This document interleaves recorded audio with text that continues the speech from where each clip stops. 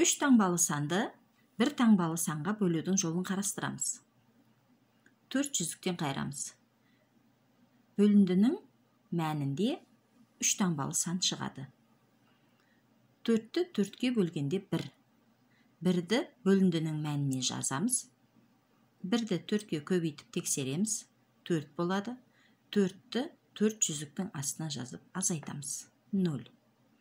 Ал енді екінші толымсыз бөлінгіш 1-ді түсіреміз. 1 ондықтардың астына түсіреміз. 1 4-тен кем. 1 4-ке бөлінбейді. Сондықтан 1-дің жанына 6-ны түсіреміз.